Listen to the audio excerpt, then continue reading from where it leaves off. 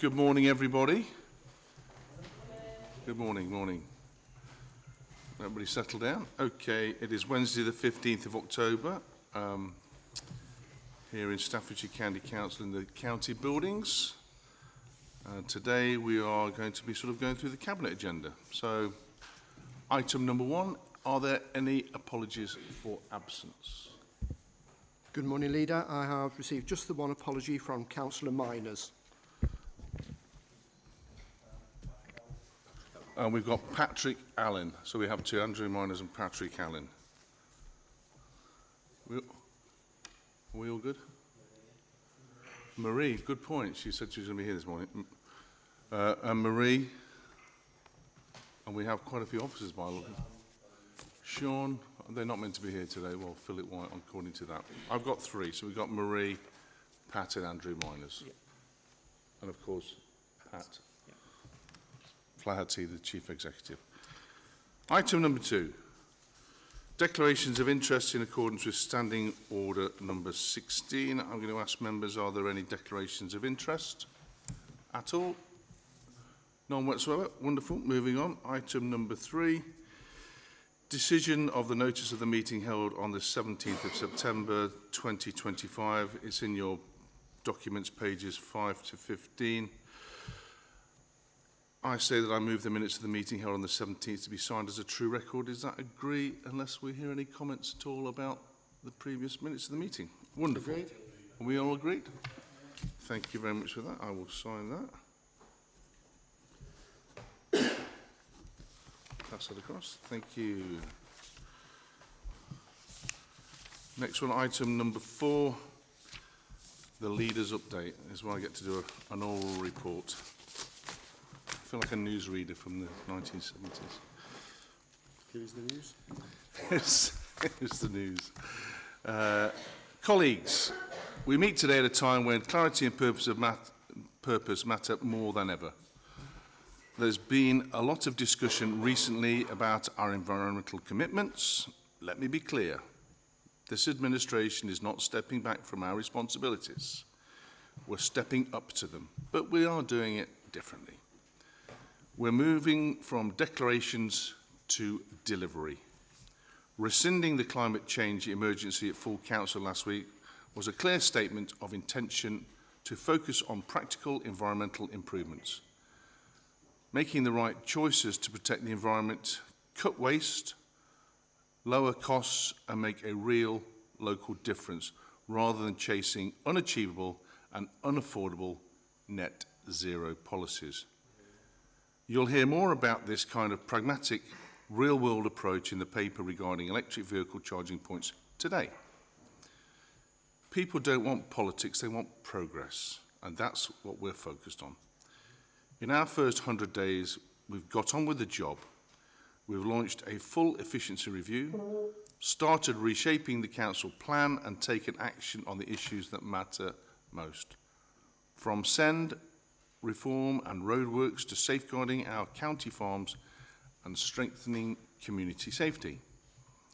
Today we're also considering a new domestic abuse strategy. It's a clear commitment to protect the vulnerable, support survivors and hold perpetrators to account. This is about dignity, safety and justice. We won't compromise. But leadership isn't just about delivery. It's about standing with people when it really counts. And that's why I want to take the opportunity to speak directly to you, to the residents of Hixon this morning. We understand your concerns about the proposed incinerator, and we stand shoulder to shoulder with you. This council will continue to challenge the application robustly to protect the character of your community and the well-being of the environment.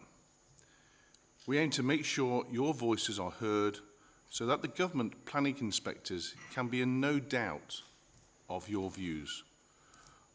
Of course, many of the challenges we face locally are shaped by decisions made nationally. With the autumn statement just weeks away, we're calling on the government to provide the clarity and commitment that councils like ours urgently need. We need long-term funding settlements that reflect the real pressures we face, especially in adult social care and send services. We also need a better deal on highways, not just more money, though that's part of it, but the powers to manage disruption and deliver a network that works for everyone. Staffordshire deserves to be heard, and we won't be silent. And let me say this about local government reorganisation. It might take for neat diagrams in Whitehall, but it won't fix potholes, fund care packages, or deliver the services our residents depend on. As we prepare our business case for submission in November, we'll stay focused on what matters: protecting frontline services, maintaining democratic accountability, and pushing for change that works for Staffordshire, not just in theory, but in practice. Finally, I want to say something about the kind of council we're building. We're building a council that's leaner, sharper, and more focused. A council that reflects the communities we serve, fair and ambitious for all. A council that listens, speaks with one voice, and delivers with purpose. We're not here to manage decline. We're here to lead Staffordshire forward with clarity, courage, and commitment, and to make Staffordshire the beating heart of this country. Thank you.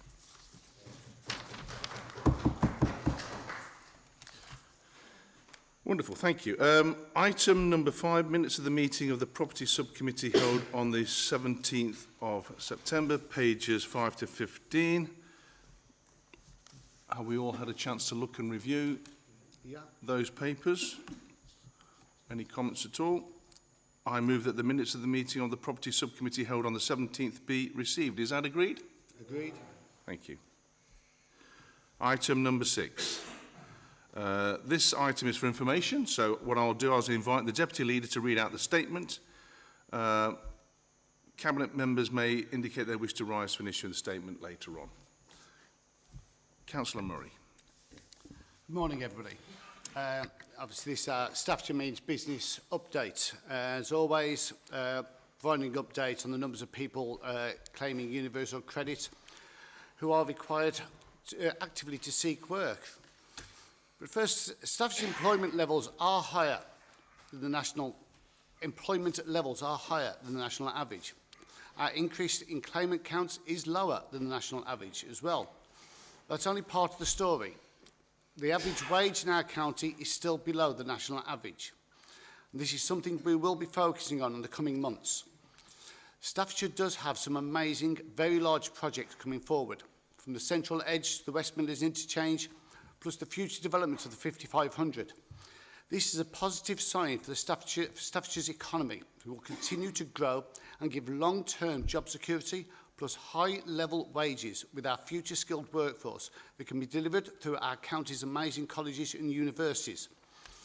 This comes as no surprise that the number of positive stories I've mentioned in my updates to Cabinet since we came to power, and there will be more to come. The revision to the claimant count shows that we need to be careful in drawing too many conclusions from a single period, one indicator of the state of the local economy. But considering the claimant count does remain important, as it's one of the timeliest indicators that we have. This month again, we saw an increase of 140 claimants in Staffordshire, bringing the total number of claimants in the county to 15,155, or 2.8% of the work age group. That's both lower than the national average of 4.1 and the regional rate of 5.4. The youth claimant counts saw Staffordshire also saw an increase of 100 claimants to a total of 3,145 young people. The proportion of young people in Staffordshire aged 18 to 24 that are claiming work-related universal credit now stands at 5%. This is also lower than the national average of 5.7, and it's far lower than the regional average of 7.8%. Both claimant counts in Staffordshire remain below the national average and amongst the lowest across the West Midlands region. The County Council has an important role in supporting people to be able to get a job, whether that be through creating the conditions for business to start, growth, investment within the county, or supporting our residents to gain meaningful employment. One of the key pieces of work over the next couple of years is the development of a new plan to address economic inactivity due to long-term health conditions, low skills and wider barriers such as poor transport links, housing, as part of the government's Get Britain Working programme. While much of the county's outperformance other areas with regards to economic inactivity and employment levels, as I've just mentioned, this hides the fact that a number of communities in Staffordshire where high levels of inactivity and deprivation. We are therefore developing the Get Staffordshire and Stoke-on-Trent working plan alongside several of our partners who will have an important role in its delivery, with the ultimate aim of helping at least 11,000 more people gain employment. Supporting people to be able to get the skills businesses need will be vital in achieving this ambition. And in the month's update, I do like to focus on some of the ongoing efforts of our skill providers and particularly colleges who continue to deliver their facilities and courses to meet the needs of the local community. I believe that one of the most important developments within Staffordshire in recent years is the Institute of Technology in Stafford, which I did visit a few weeks back, which I was pleased to see the official opening its doors to its learners last month. The IoT is being led by Newcastle and the Stafford College Group, which is amongst the highest performing further education providers in the country. A key part of the IoT is that it's being delivered with strong collaboration with several other skill providers and private sector partners, ensuring that it's providing the high quality technical skills that are needed across several other priority sectors, including advanced manufacturing, modern methods of construction, digital technology and health sciences. In August, Newcastle and the Staffordshire College Group officially took over Leek College from the University of Derby. And over the summer, the investment of £1 million to upgrade the classrooms, resources and infrastructure at the campus, ensuring that it is now fit for purpose.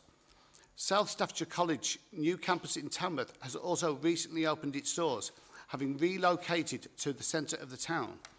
Again, this shows the investment our skill providers are making in providing learning opportunities for both young people and adults, and the new building at Tmestamps having been designed with future skills needs in mind. It's fantastic to see significant investment being made by our high-performing colleges across Staffordshire, and I look forward to continuing our work together with the benefit of our residents and businesses. We are, of course, looking just a week and a half away from half-term, and I'm sure parents will be looking for things to do with their kids. Staffordshire is undoubtedly England's playground, and we have no shortage of places to visit, with many of our attractions putting on Halloween events and activities over the half-term break. These include the return of Scarefest at Alton Towers, Monsters and Magic at Drayton Manor, Hocus Snocus at the Snowdrome, Gandhi's Circus returning to Trentham Estate, the brand new show, and pumpkin picking at farms and locations across the county. I've been out filming at some of these locations this week. They are amazing. The details of these events and many more can be found on our Visit Staffordshire social media pages and website. So I urge everybody to have a look and see what's on and get involved.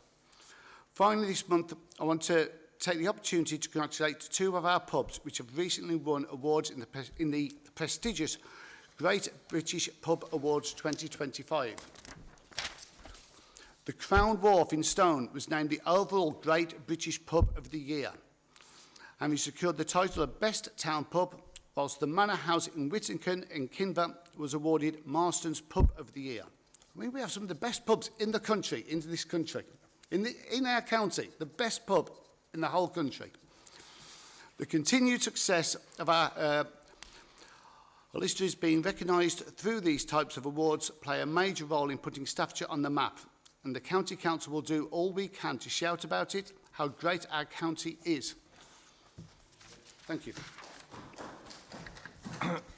Thank you, Councillor. I'm going to add the Tamworth Tap to that, by the way, because they keep getting on the awards, but obviously not this year. I'm going to invite members, any points you want to raise about that at all? Any questions before we move on to the next item? Excellent. Thank you very much for that. Okay, item number 7, Integrated Performance Report. I'm going to invite the Cabinet Member for Finance and Resources to present the report. Councillor Lodge. Thank you, Chair. I'd like to present today the second quarter integrated performance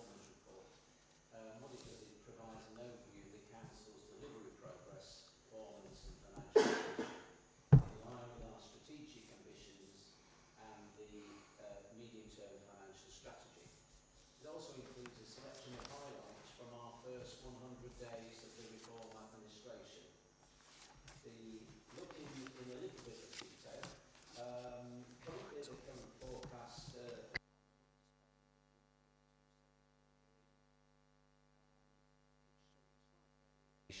but it demonstrates good fiscal policy and that we're keeping our budgets in order. Currently the Council are facing still some external pressures. We're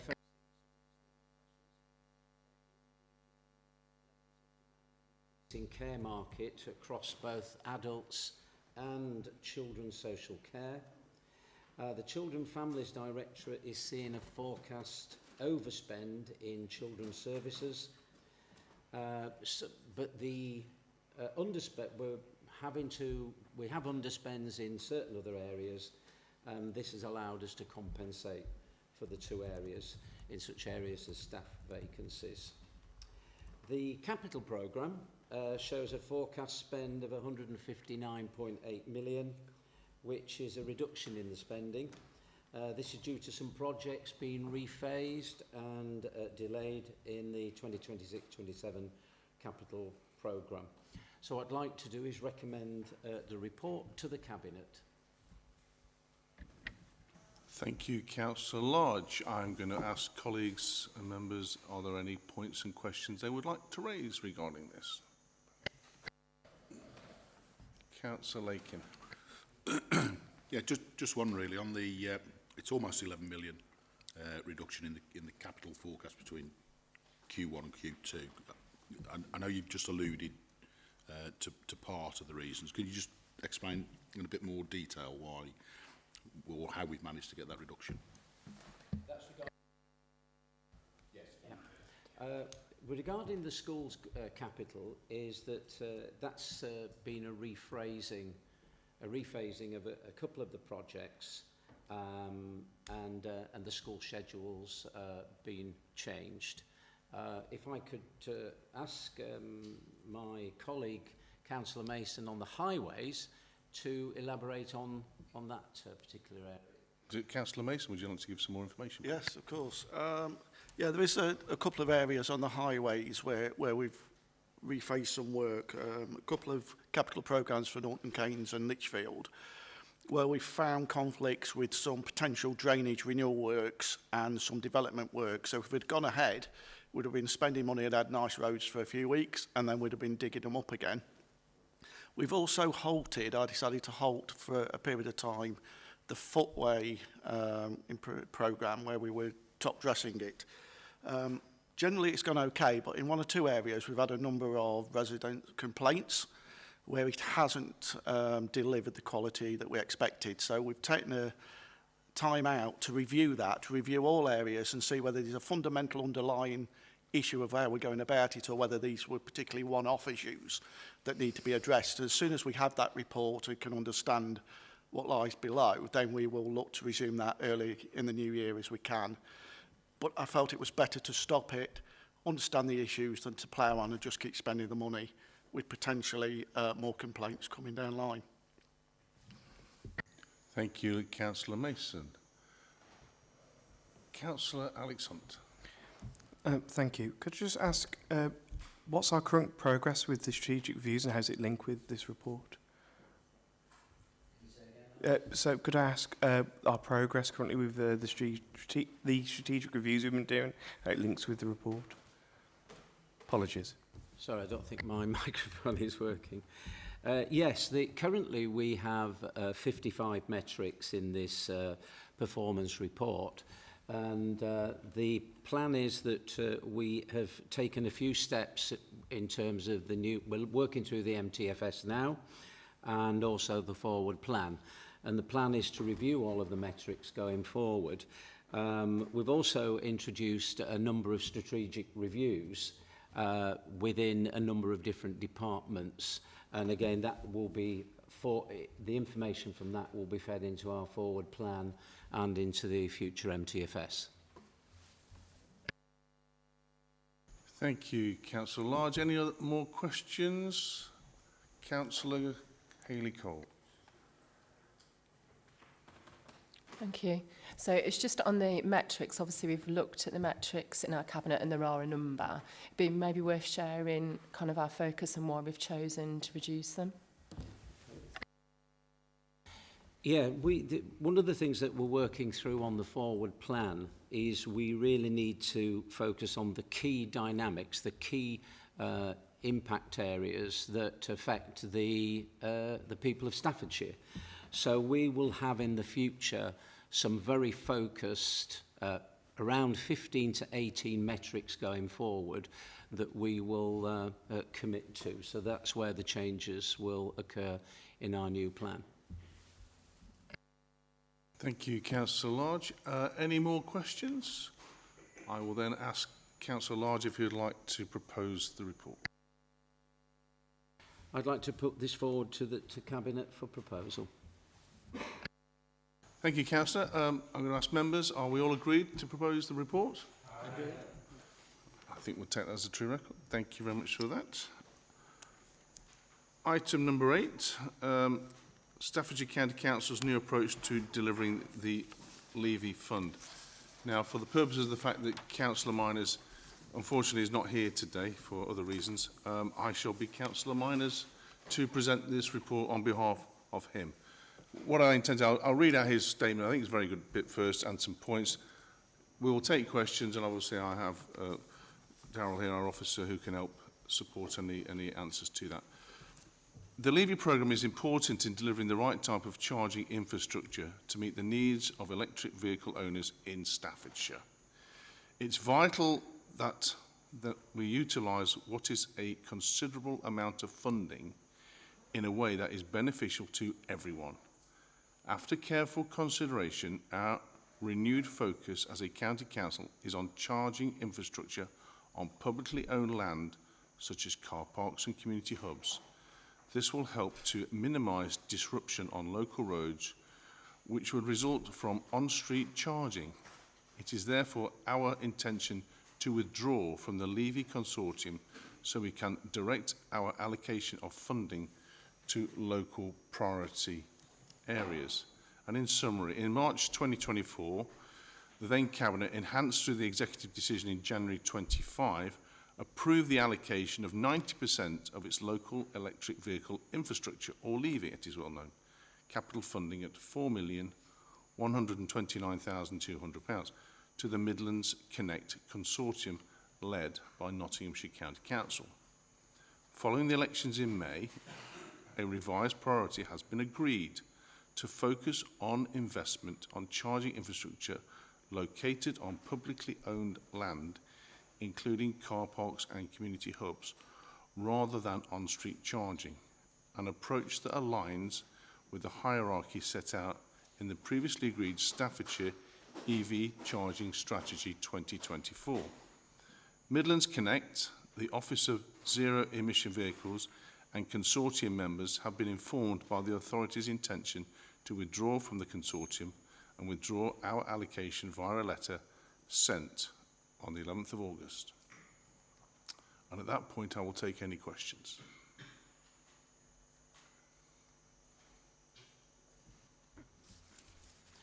Yes, Councillor. It's not, thank you, Chair. It's not so much a question. I think it's more of a statement. I think that this is a good step forward with regards to the LEVI Fund, where what we saw was that none of us are against the advent of technology and electric charging.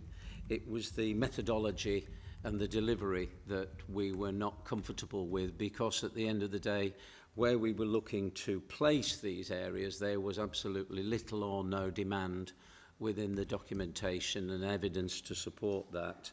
And I'm pleased that we've been able to take some sensible, common sense approach to this in trying to move it forward. So thank you, Chair. Thank you. And I'm going to add to that, yeah. I think we have a responsibility to public money. I'll come to Councillor Mason.